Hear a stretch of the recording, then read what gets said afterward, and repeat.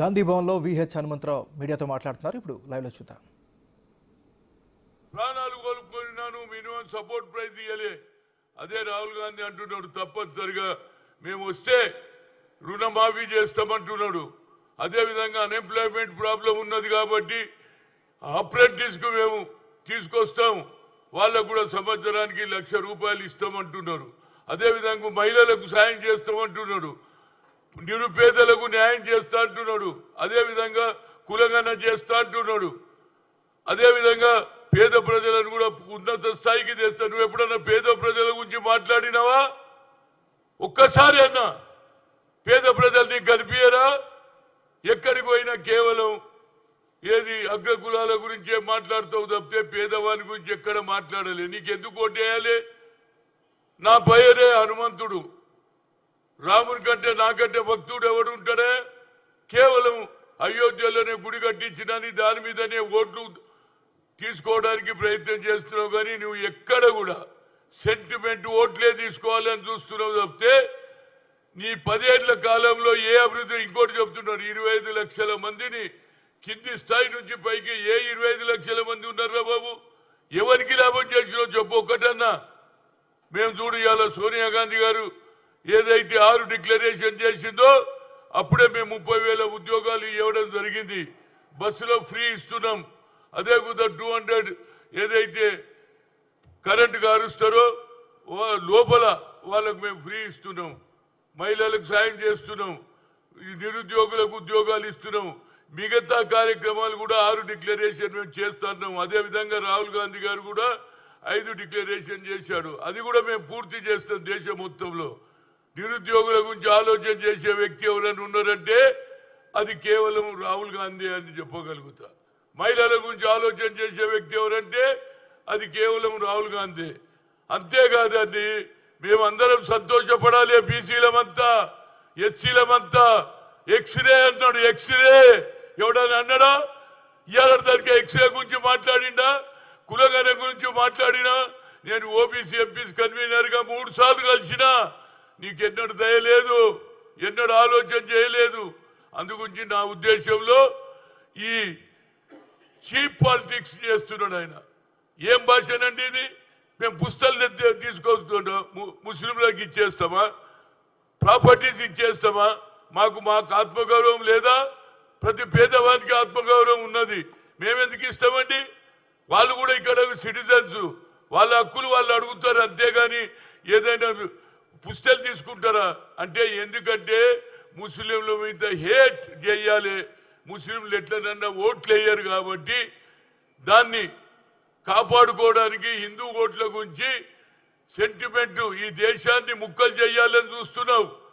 అదే రాహుల్ గాంధీ నఫరత్ छोड़ो ప్రేమ్ బడావ్ అంటున్నాడు.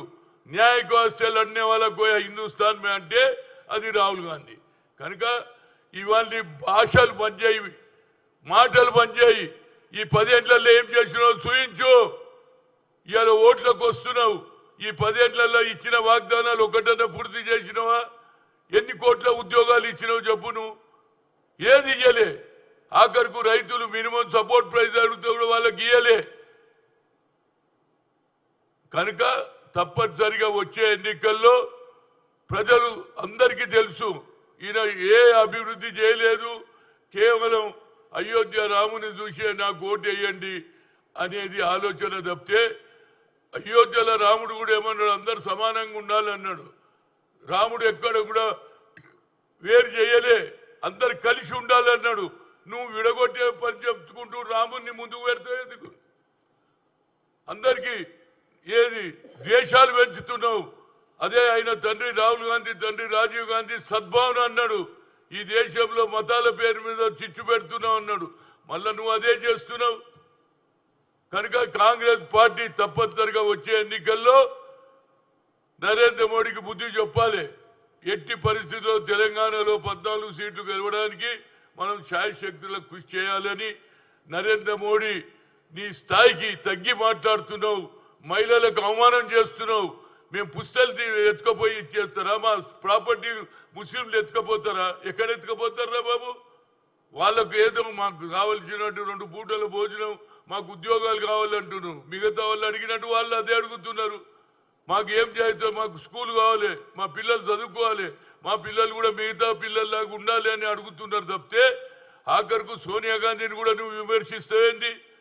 ఇక్కడ గెలవని వాళ్ళట పోయి రాజస్థాన్లో రాజ్యసభ అవుతున్నారు అంటున్నారు. ఎంతో మంది అయినరు.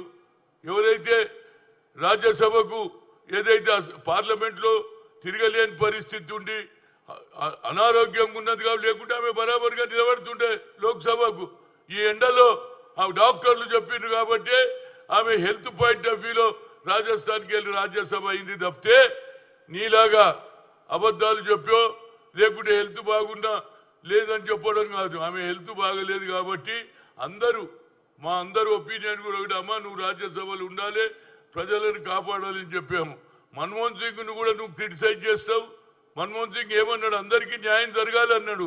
ఆయన ఎక్కడ కూడా తప్పు చేయలే, కనుక ఆయనను కూడా కామెంట్ చేస్తున్నావు. ఇది కేవలం దిగజారుడు మాటలే. నరేంద్ర మోడీ నీ మాటలు ఎవరు నమ్మడురా బాబు.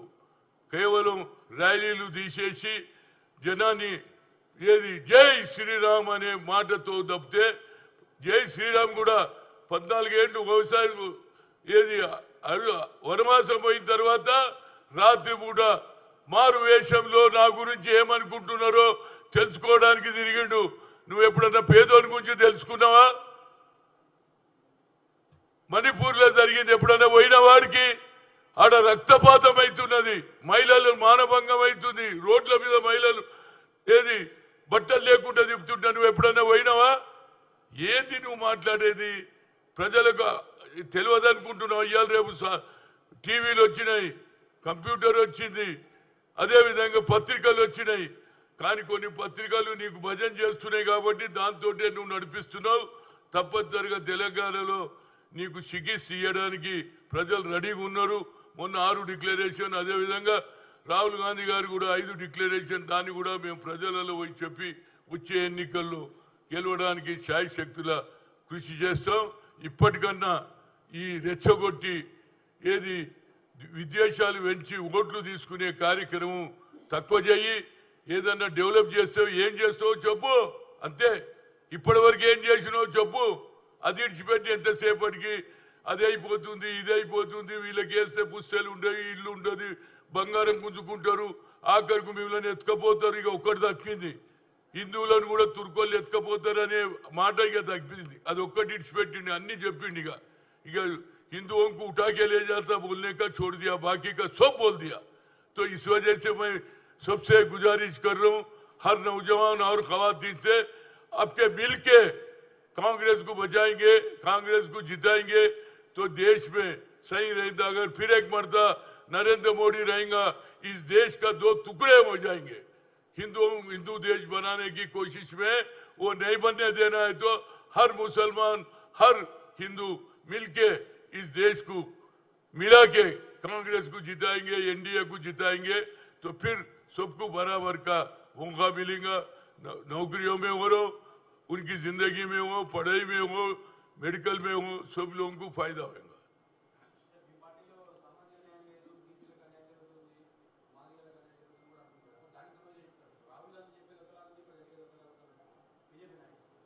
ఏమన్నా దగ్గరకు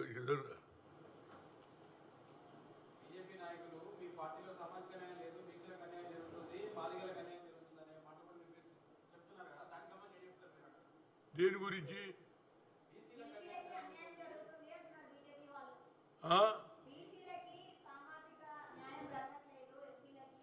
చూడండి, ఎవరెన్ని నేను మాట్లాడతా కానీ నా ఉద్దేశంలో నేను ఓబీసీ ఎంపీస్ కన్వీనర్గా రాహుల్ గాంధీ గారు అయితే చాలా బాగా చెప్తున్నాడు. we come to the power, we will conduct a caste wise census according to their population. I will increase their